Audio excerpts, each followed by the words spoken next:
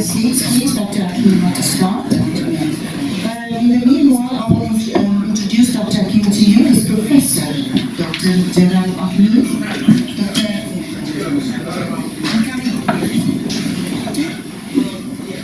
He's the Dean for the University of Medical Center, he's an oncologist, professor and oncologist. He's from Durham, It's North Carolina, USA. Bioinformatics, duty Knoxville, USA.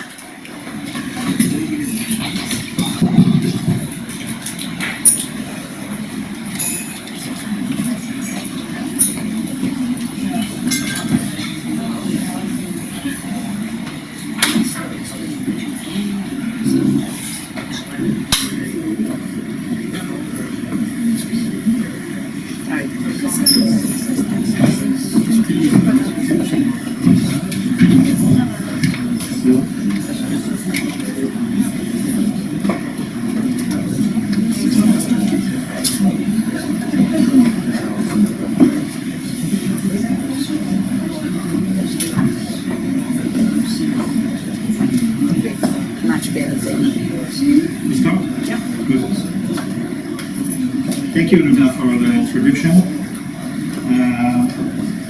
I'm professor in oncology, molecular biologist doctor, MD, and PhD of physics. I was invented this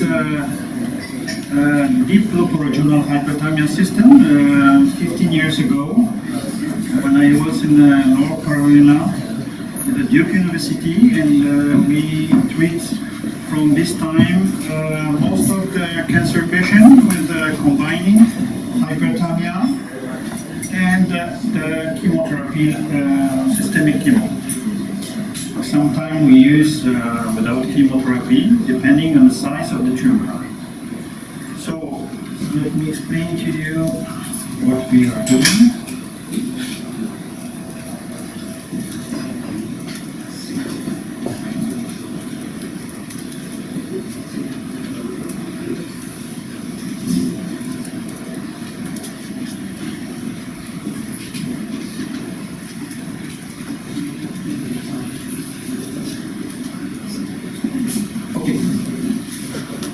Here you have the chart where in light blue is the standard therapy that we use for gold standard most of the center in the world, which is including radiation and chemo or both. In a dark blue here, the same cancer, for example, head, neck, rectum, bladder, and breast. On the right side, you have the percentage response here with hyperthermia modality. So light blue is without hyperthermia, and dark blue is with hyperthermia. You can just look at this second column here for the rectum cancer. If we use radiation therapy or chemotherapy combining, we get just 20% response from the patient. If you add just the modality of the hyperthermia, it comes to 99% response. Why? Because we increase drugs response, we increase also response in radiation therapy, and that's why the hyperthermia became very common of the use of this in the therapeutic tools. Most, yes.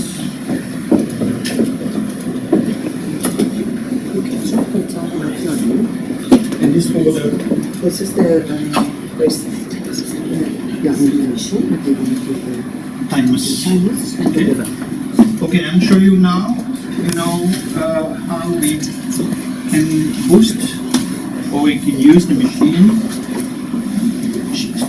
This patient, she's in the remission breast cancer. Yeah, twice. Right? And now we want to boost the immune system for her. So we need to treat the thymus area. I heard many story that we, after a certain age, we don't have any more thymus. Okay, this is totally wrong. When we are young, we have the thymus 25 grams, and then after 50 years old, 60 years old, the thymus will be 15 grams, but not 0. Okay? So we put the applicator right there on the thymus here, and we have of course to wrap it for this. No, we go through. Then we separate the machine to the therapeutic temperature, which is 44 degrees inside the thymus, and then we start the machine. After a few seconds, you can feel already the temperature, and we do not heat from the surface. Temperature is going from deep and go to the surface by convection. So that's why we focus this energy there. The machine, by non-invasive, they control perfectly the temperature until you reach the 44 degrees Celsius. What's happening in the body and in the human body or biologic tissue with the temperature? As you know, when you are sick, your body has defense by creating a fever. We are creating here an artificial fever.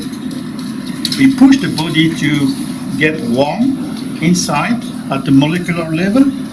Why? Because every time you increase the temperature of the body by 1 degree Celsius, you multiply the metabolisms by 2, and it's exponential. So that's why from the 36.6 degrees Celsius temperature up to 44 degrees Celsius, when we reach the therapeutic temperature, it's a lot of change in the metabolic rate of cells and biologic tissue. Also, the heat produce, we call this a new cancer vaccine, and it was published in US. We call this heat shock protein. The heat shock protein are induced by hypothermia here, and the heat shock protein specifically, we call this the 70, HSP 70 and the 90. They induce apoptosis in cancer cells itself alone. That's why if we use the hypothermia as a prophylactic treatment for history family, that's the grandmother get cancer, mother, and etc. by prophylactic treatment in the breast or in a certain area for the woman, for example, ovarian, and the very common one in the woman, then we can avoid developing cancer for this patient, and it was well documented in US by my colleague in Duke University. Okay, do you feel the temperature? Okay. So the temperature will be very comfortable. What we are doing here for the thymus, as you know, the thymus is your immune system defense. They produce the T cells, they produce all the white globule and everything and many other things. So you have to boost this one. As you know, if you change the metabolisms, you increase the number of cells they produce, under the condition. For example, if you put 100 cells in incubator, 37.7 degrees Celsius, the cells, they double every 48 hours. If you increase the temperature, then it's much more than that. It's 5 times higher than the normal temperature. That's why we try to boost the production of the white cells by the thymus first. Secondly, when you have trouble with the immune system or immune defense, as the doctor over there spoke this morning, our body works with electricity. And he didn't mention, but I have a question for him. Electricity is very important as are at the cell's membrane.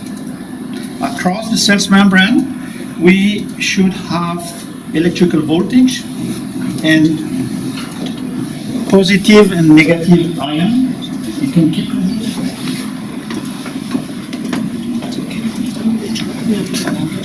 Yep. But you have to press this. Yep.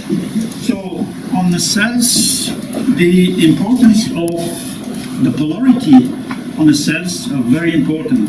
If a group of tissue and cells are not well with the polarization on the cell's membrane, they stop to work. And if they stop to work and they stop to communicate, they have a polar interaction. That's why we call these cells are unpolarized. So they lose the polarity.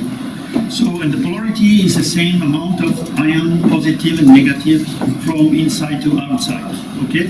So, by sending here, of course, electromagnetic fields or microwaves, okay, radio frequency, because microwave, the people they think it's the oven. No, we do not cook people. So we use a microwave to focus the energy there, and then at the molecular level. But also, in same time, we send a very strong electrical field. And as you mentioned before, for the few hundreds of millivolt, this pad actually now is transferring 20 volt peak to peak to the cell's membrane. But also, you cannot send signal to the cells like this. That's why also for most of stem cells, they are not working very well.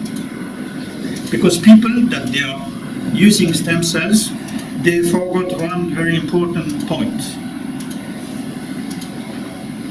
If the stem cells they are injected to the body, the antibody they attack stem cells right away, because it's an intruder in your body. You understand? It's not coming from your body. Secondly, the stem cells they should be activated by a very specific signal, and the signal that we have to activate the cells coming from exactly the waveform that we have from sympathetic and parasympathetic signal, which is, in other words, the heartbeat signal that you induce in the cells. And this signal, it's a low frequency. It's, for example, for 85 beats per minute, the heartbeat, the frequency that you want to induce in the cells, and the cells will be permeable, is 1.75 hertz. If you induce this, then cells, they recognize this and then they get more permeable for drugs, for everything that's coming inside. Okay? One important point that we target for cancer, apoptosis. The doctor was talking about mitochondria. It's important. The cancer cells, they target only the mitochondria. Why? Because they can get food, energy, everything that they need to do angiogenesis from the mitochondria. That's why our objective in a cancer program is to kill the mitochondria, not to improve mitochondria. Otherwise, it gets an opposite side, okay, to get apoptosis. So, from the beginning, your own body cannot attack yourself when you have two cells, cancer cells and healthy cells from your body. Why the immune system do not attack this? Because it cannot make the difference between an healthy cells and the tumor cells. But the moment that you warm here, if you warm the two cells, one is very sensitive to the heat, is the tumor cells. The tumor cells and all the tissue, they are very tortuous blood vessel. They cannot dissipate the heat. That's why the tumor, they don't like heat over 41 degrees. Okay? Now,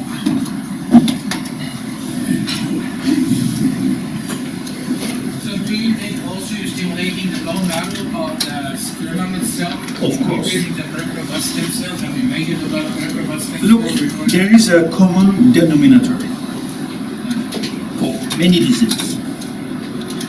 If you increase blood flow in any area of the body, what do you think? The hypervascularization of organ, tissue, or area bring a lot of things. So you have to answer the question. Let's say, for example, you have a bone fracture. When you try to do the exchange, molecular exchange between these two parts was broken. Okay, the marrow is activated by the temperature and by exchange of the blood. That's why we produce this growth factor. We call this. Yeah, you can stay. Okay, and start. Just one. Huh? Just one. So then, after that, if you warm a tumor and you warm an healthy tissue, first of all, if you remember, it was in the past, 15 years ago, they tried to detect this by the thermography system. Why? Because when you stop eating, the healthy cells, they go back in 10 minutes to the normal body temperature. The tumor cells, 1.5 hours after, they go back to 36.6 degrees Celsius. So he has a kind of memory of heat because they cannot dissipate the heat. So this was the first detection. But the tumor is very intelligent. When they receive the heat, they produce the chaperone, heat shock protein. So the heat shock protein is a kind of umbrella around the tumor, and then it protects from the heat.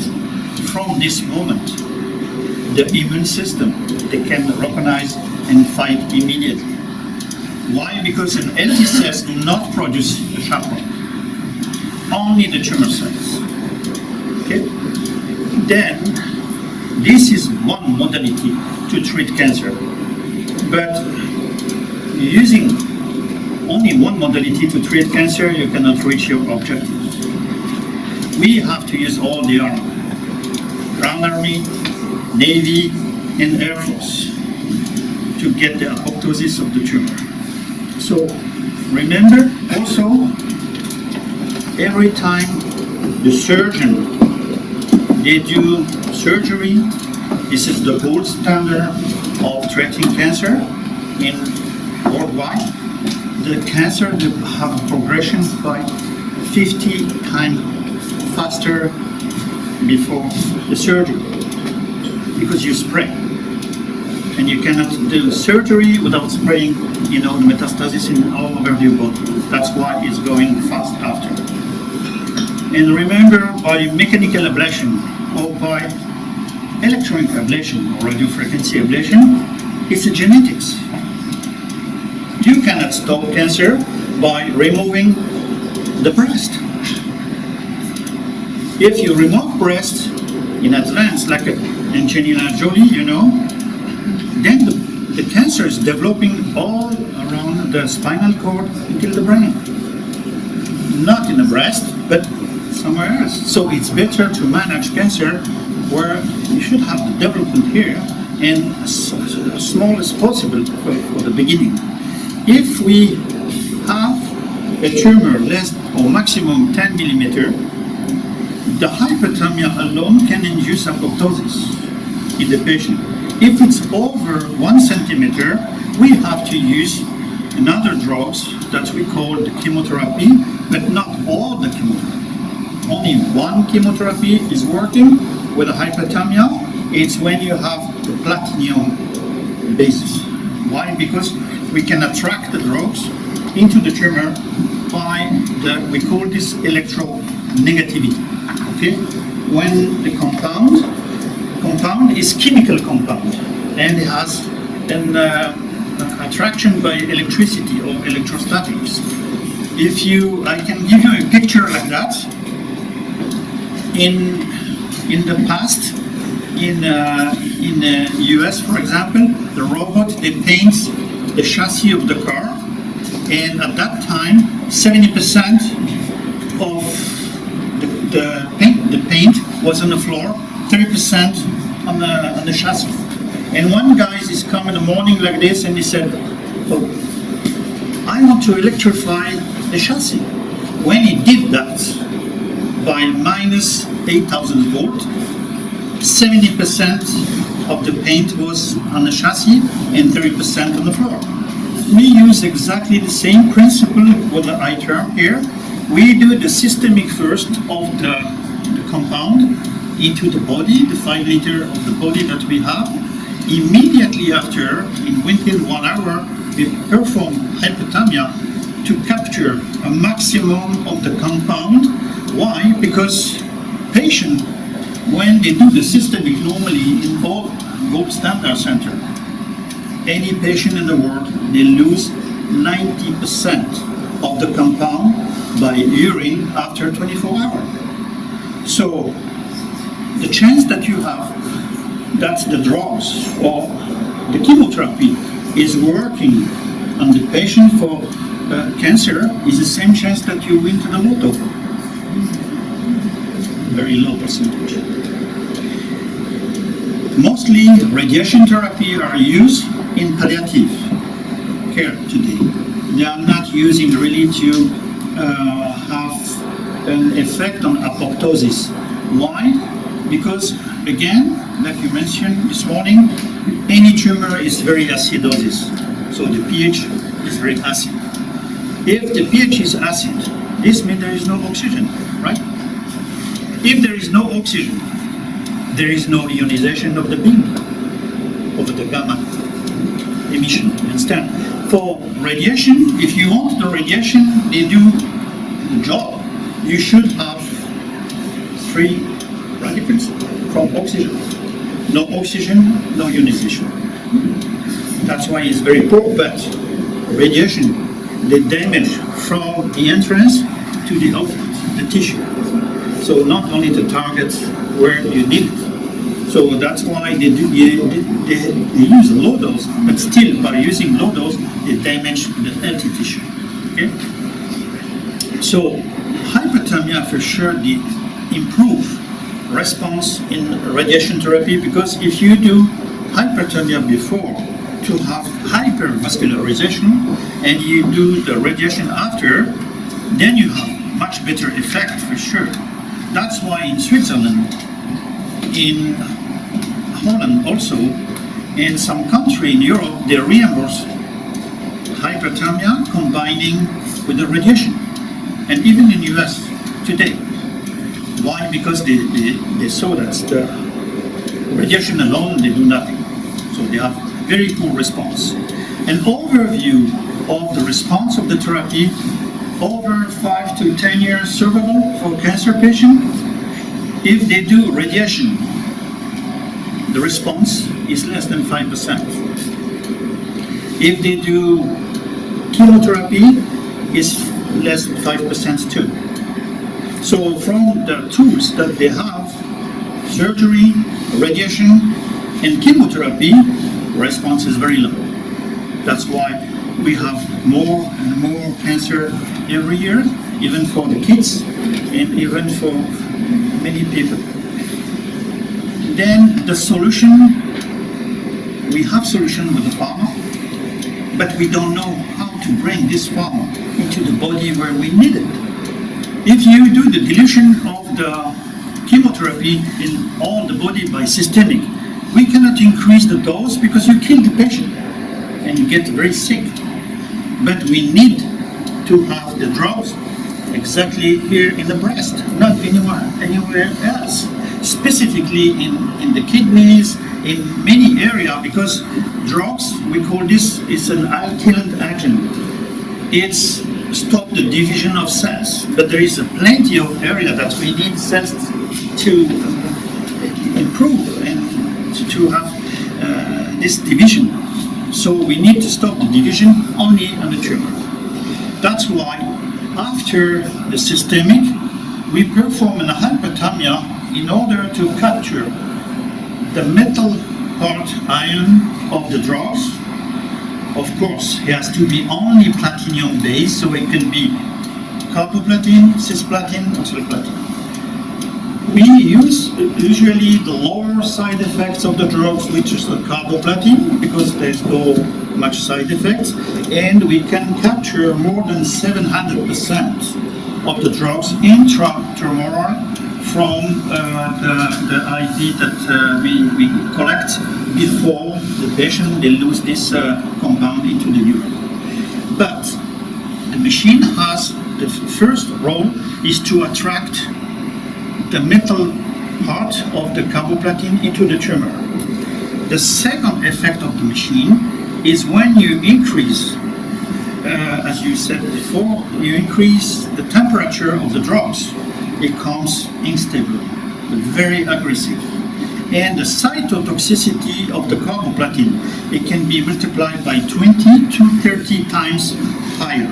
That's why we use a low dose, 50% of the dose, and still we have very good response. Okay, that's the main effect of our therapy. So it's not an integrative therapy. It's not an alternative therapy. It's just a normal standard therapy, but applied with hyperthermia modality on it. You know, of course, most of the patients they're afraid about chemo because they can see many patients they are sick. I promise you, all the patients that we treat, and they're this condition, low dose, and capture the maximum of the compound into the tumor, they never lose one hair or to be sick for all the protocol that we use. The protocol is very short. Yeah. The other modality of the hyperthermia here, the machine has part of heating system and also electrical system too as well to induce in a sense. When we saw that, we was developing here also the first non-invasive neuromodulator. That's the first patient response here. You can explain the history, Luna? Louise, I think it's better that you speak. We had an operation. I had an operation, and after the operation, I couldn't open my eyes. So after a while, they told me that I didn't get enough oxygen, and therefore my eyes were shut again. So that's the. And this was when? 6 years ago, September. 6 years. 6 years. So it's not just 3 months or 4 months. So we started now with 3 treatments for Louise, and the eyes couldn't stay open. That was the problem. The eyes couldn't stay open. So we had 3 treatments now of we're treating the nerves at the back of the neck, and now the eye stays open after 3 treatments. So Dr. Gerard will then increase the protocol now. And the eyes actually can still sensitive now. She's got light sensitive. That's why she's wearing the sunglasses. But she will get used to that. It's also safe rehabilitation about the eyes. But the problem is that we have solved is that the eyes and the nerves stimulated and the eyes can stay open. Of course, we using these techniques on MS disease, which is multiple sclerosis, or and autoimmune problems for patients. And this disease that the immune system, they attack the envelope of the nerves, which we call the myelin, and that's why they get numbness, paralysis, and dysfunction of nerve dysfunction. So basically, with this machine, we have one modality that we treat always, from the beginning, the central nervous system, which is in the neck, in the back of the neck for the brain. That's one. If we have trouble with the arm here, we can treat the spinal cord from T5 to T10. Any numbness or any semi-paralysis is between T5 to T10. If we have trouble with leg and some incontinence that they have MS, of course we can treat from L4, L5 to S1, S3. Okay? Why? Because there is 2 nerves, very important. The one is the pudendal nerves, okay, for all this area, pelvic area and sexual area, And the other nerves, it's for the legs, which is important to recover all the nervous sensation and everything. So always central nervous system, and after, depending, we have to follow the spinal cord until we are acting on the neural problems and the core. So you apply the pad on the spine instead of on the foot itself? Yeah, because the problem is coming from nerves, root, and the nerves it's on spinal cord. So we do not treat the area where you have the trouble here. If, for example, I was treating just in Switzerland a patient, they have a laminus here for all the foot here. Due to the surgery, post-surgery for hernia disc, and all the foot here was totally without any sensation. You can put a needle, there was no sensation. So if I was treating the patient here, I did nothing. But in diabetic neuropathy, I think it's reasonable to put in the neck, right? Yeah, this is different. But let's take this example. In the diabetics, people sometimes they get surgery that we do the amputation of the. So you put the pad. Yes, no, but follow this. When they get the amputation here, depending on the surgeon, okay, they have pain in this that they don't have anymore. We call this phantom pain. Why you have phantom pain if you don't have any more foot? And then, if you treat the sacral area in this area as well, for central nervous system, then you reset the pain of the foot. Because the body can keep in a memory of pain for a long, long time, and you can see this patient after 6 years. She was performing just 2 sessions of hyperthermia, just here in the neck, right? And then now she reopened the eyes.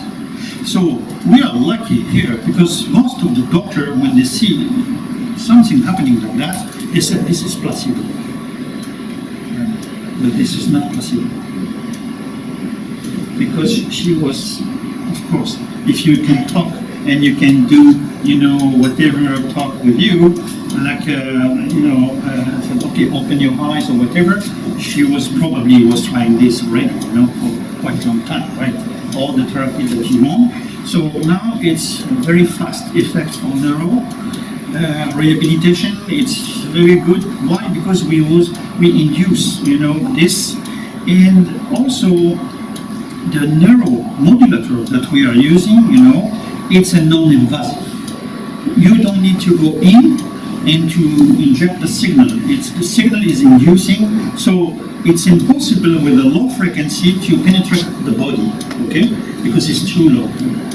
But the microwave go deep.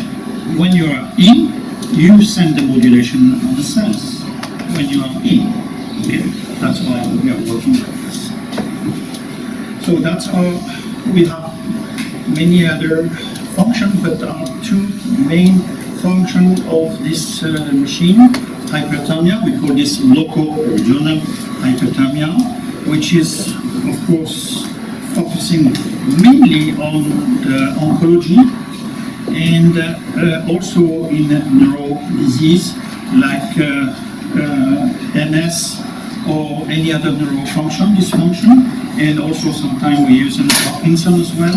So that's why we help people, to recover from this stage. That's the main. Sorry, just to ask you a question with regards to like the radiation and making the effectiveness together with this, hypotherapy. Mm-hmm. Is it widely available? Is it now part of Western mindset? No. I mean, I had my radiation, so after I had my, Let me explain now. That's very important. yeah. And I am not afraid to talk this like to any part of the committee. The pharma industry and the medical industry, Yes, so, and we make a story, for 20,000 patients over 5 to 10 years of them in US.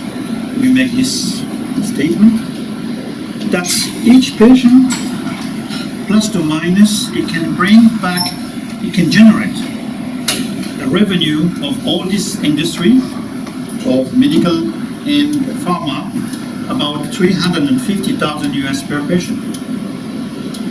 So why you want to treat patients faster? It's really, for example, I can give you another example. Breast cancer, we have, and they know for mammography, they have minimum of 20% false positive diagnostic. And I bet you when they said, this patient was working with this therapy and this anti-cancer therapy, that's the false positive probably, because the most difficult cancer that we treat for all the cancer, even the bone cancer, it's breast cancer. Because it's a fibrosarcoma. Which means? It's a fibrosis. It's different conception, Yes. So, and also sometimes it's very aggressive. Sometimes you have a lymph node. Also, a sentinel. It's one of the most difficult because they do surgery. Of course, when the surgery was done, we should have also response for sure, but it's a much better response from the beginning when the surgery was not done. But that's the explanation why this technology cannot spread everywhere. Because they want to protect the pharma industry. This is purely local of the medical side and the pharma. Imagine you're in a country where you go to the Gulf country and try to sell an engine for the car working with the water. I bet you get a good success. Any more questions for Professor Moore? Yeah. I guess this is a combination question from you and other doctors. Speak louder. Metal and blue. You saying the carbon platinum is what you use for therapy? Yes. So, what is your take on the metal and blue combined with I don't know this method, I'm just I'm physicist, okay? If the people, they can talk to me on the physics side, which the laser or light has to go from one point A to another point B by lens. Skin generates diffraction, not focus of lens. You understand? A human body and human skin is not lens. And even for infrared, they penetrate to the body a little bit. The energy is diffracting a lot.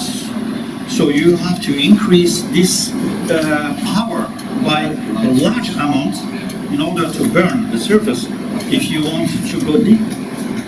So for any skin disease, surface cancer, whatever, melanoma, yeah, why not? For deep one, you get really challenged. Is it an alternative to use often the carbon? Is there an alternative that you can use? Yeah, absolutely. No, you can use it alternatively, or you can, the patient they can get from his normal oncologist, but the oncologists, they don't like normally to use half dose. They want to use a normal dose. They said because the protocol is like this. So that's why we use other oncologists. Can you use an alternative? Yeah, but alternative, remember also, I am, sorry, I have to be clear. When you deal with a cancer patient, one rule, never lie to them. So in order to say we use this therapy, blah, blah, blah, and then you're free of cancer, no, this is not my cup of tea. Stage 1, stage 2, you can play with the vitamin C, curcumin, or whatever you want. Stage 3 and 4, no more play.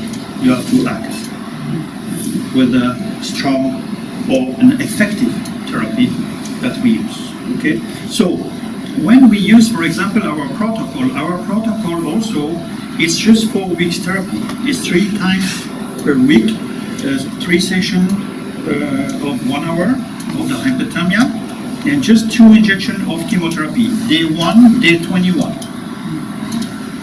And in the middle, if you want to monitor, for example, blood marker, okay, that's an important point. Before you get the imaging, you can monitor the TNF-alpha. What is the TNF-alpha? Tumor necrosis factor. And the TNF-alpha normally, before the therapy is low. When the therapy is working, any therapy in the world, okay, not only the carboplatin with hyperthermia, anyone, if the TNF-alpha is not going up, the therapy is not working. Don't lose your time to do the imaging. Another question, Dr. Gerard, for brain cancer. You know that you're from the USA, and with hypothermia you have treated your ex-president, President Ronald Reagan from the USA. Yep. You've healed him of brain cancer, that's right? Yeah. So can you just give us a little bit idea if that is possible that we can stop hypothermia? Usually most of the brain cancer, it's happening with the kids. Glioblastoma. We've got one patient here. You are the patient there? Yeah. He's a patient with brain cancer currently? Yeah. So What kind of? I've got diffuse cytopenia, stress cytopenia, presented as grade 2 and then differentiated. And where is located? Frontal Okay. And you have no clinical effect of this tumor from the view or the cognitive, so from the motion you have yeah, okay, good. Yeah. And which stage? Yeah, stage 3. Yes. Okay. I've been to surgical radiation chemotherapy, so that was going to be one of my questions. Yeah. I'm trying to grapple with that, saying that patients do not find a Response. final thing. Yes. So if we treat 100%, only 5% of that they get a response. It's very poor. What's the main property? I mean, the 5%? The 5% it's when you use the chemotherapy, gold standard chemo protocols, and in association with or without radiation therapy. Only 5% success. Yes. If you use for the cancer, any cancer, only radiation, you get less than 5% or less than 5% response. Same with the chemotherapy alone or combined. And hypothermia? Hypothermia, as you see here, the left hand here is 24% with the normal modality of radiation or chemotherapy, and when we add hypothermia, is 69%. So increases from the 5% to almost 70%. If you want a clear answer, hypothermia they can increase by a minimum of 50% radiation. But if the radiation give nothing, you can increase by 50% nothing, and it comes to nothing. It doesn't completely override the cancer. Yeah, that's the beam of the radiation is targeting oxygen in your body, in the brain, in the area. But everyone knows that tumor is acid condition only. If it's acid, this means there is no oxygen. Poor in oxygen. If you have no oxygen, the beam of the radiation do not work. Do not burn. You know, you have to understand the physics. The beam of gamma, emission is burning oxygen molecule to inflame. If there is no oxygen, there is no current. That answers the question. That's why we do oxygen treatments as well as intravenous treatments with our treatment protocols. Yeah, I know, but in my clinic, I can see every day damage made. We call this a radioderm. It's the burn, inside burn, and they go to the surface. Sometimes we can see the woman with like a square like this, like you get tan, That's what I had, yeah. Yes, from this side or the other side. The side, yeah. Because it's come to the surface after the burn, and it's the typical burn from radiation, even if they do low dose. We've got 2 minutes left. Any more questions for Dr. Aki?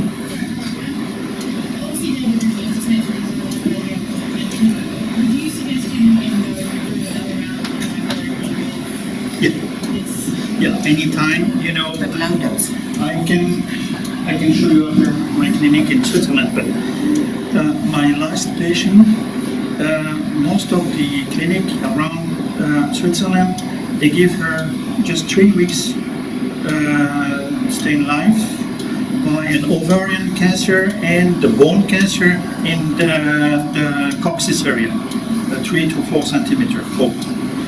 And then 75 years old, they said, okay, they do surgery, they do artificial, rectum here, back, and they said, you have 3 weeks to get live. In November, beginning November 2018, I was enrolled immediately for November, December in the protocol that we are using for all the patients that we have.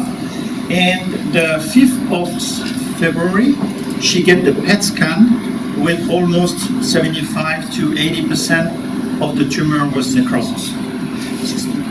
Let me explain the necrosis. It's a necrosis by apoptosis.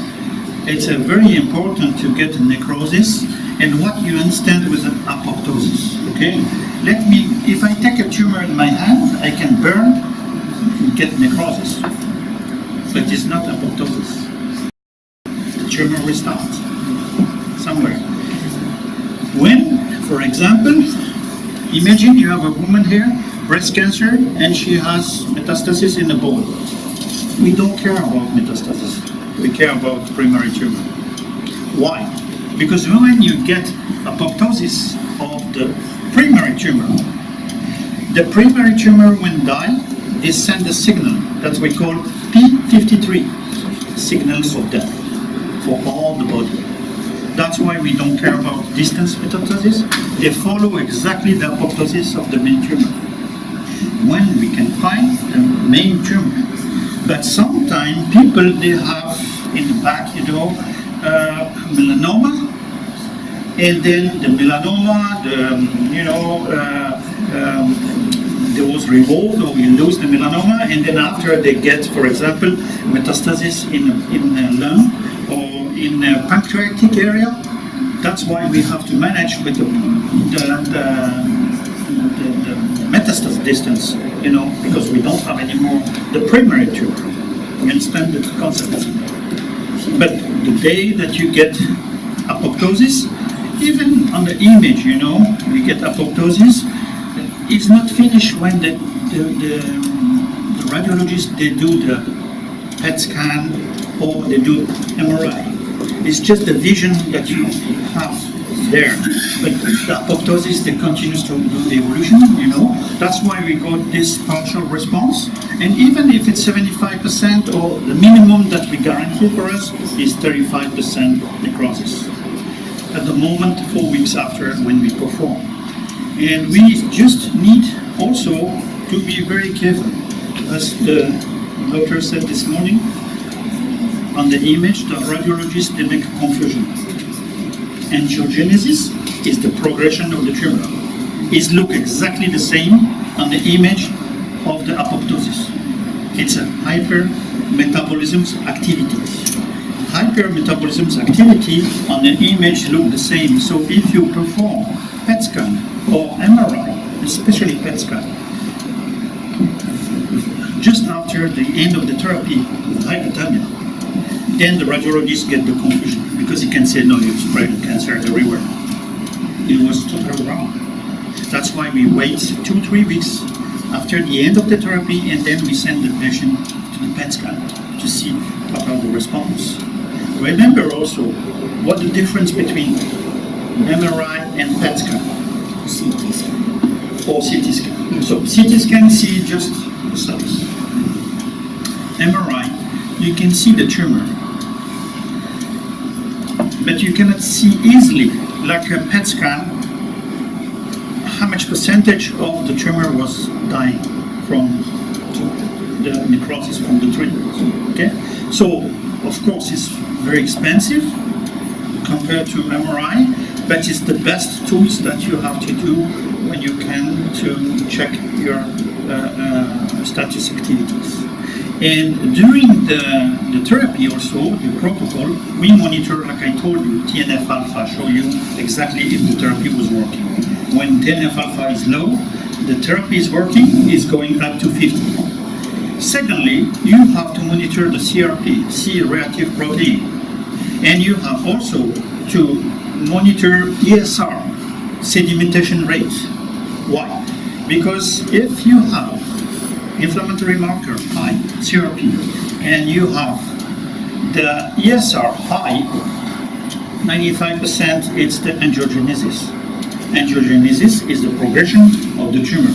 When the tumor, they want to progress in your body, is looking for the glucose first. And the angiogenesis is to create, a small network of a small vessel in the body to progress for the tumor. So that's why it has to be inflamed, your body vessel, to create the new vessel, new path, and to capture the glucose, and that's why we monitor the CRP, because it's a very fast blood marker, it's reacting in 6 hours, and also we monitor the sedimentation rate of your blood, how long the blood do the coagulation, and this is made voluntary by the tumor to bring your blood very, not do the coagulation, anticoagulation, in order to inflame the small vessel and to progress. One important point, when the patient is too big and they cannot support the carbo button, okay? We can maintain the patient, and remember that very well. As long as you remember the pH blood of your body alkaline, there is no progress of the cancer. Stay in the stage like this. You cannot reduce the tumor, but you cannot increase. Why? Because the cancer is progressing only under the acid condition. And there is two organs to control the blood pH of the body. One is the lung, by anaerobic, when you breathe. But you cannot ask a patient with a cancer when they are old to go for 5 hours per day to do the gym. So the other organ, which is very important to manage this blood pH, is the kidneys. So the kidneys, they control perfectly the blood pH of the body. That's why we have a special program that they maintain this blood pH, lower, with first here the thymus, and secondly here the kidneys. And when we treat kidneys, we treat also adrenal gland. I was answering to all your questions. Any more questions for the doctor? Yeah, please.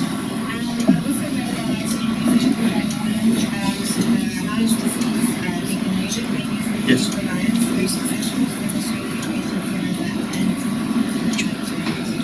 Yeah. Lyme, it's very particular. Why? Because usually Lyme, when it's over 6 years, 5 to 6 years, the Lyme, they do a mutation. Or to Parkinson, neuro disease, or to MS. Why? And both of these are autoimmune problems. The Lyme, they have the major problem is to excite and to do a chronic exciting of the immune system. So when the immune system is get too much solicitation like this, then you get in trouble after. That's why we transform Lyme most of the time in other disease. And it's difficult because the Borrelia, they do mimetism with many other things, and usually they are locating, in the joint here, because they can escape to the immune system defense. So generally in the synovial area, that's the Lyme disease staying there. But even if we warm, because we know Borrelia is very sensitive to the heat, okay, and the temperature, it's all over your body, you have that. So I think one of the best response of this is a whole body hypothermia. It's kind of sauna that you have here, okay? That's also a good effect, but I didn't see this for sure help the symptoms and manage the quality of life of the patient with a Lyme disease, but they cannot really treat Lyme disease for the cause. Because we cannot catch the Borrelia. We for example, for bacteria or for the hepatitis C, for example, we treat hepatitis C with this hypothermia for the liver very easily, but by the temperature only and by hypervascularization. But the Borrelia, we don't know where they stay. And they are moving all the time, and they do the mimetism with other biologic effect, and that's why they escape most of the time to the defense system. We will try to do medical food as a way to attract those lesions or possibly maybe provide a microwave and see if that can communicate. Yeah, probably that was another modality of this. The people, they try to do like a kind of hemodialysis system. They take the blood from here, they go outside by UV, by any techniques, they treat the blood and then re-inject. But the Borrelia is not in the blood, it's in the Blood disease. And then you feed it in the blood. yes, exactly. So that's why it was in success.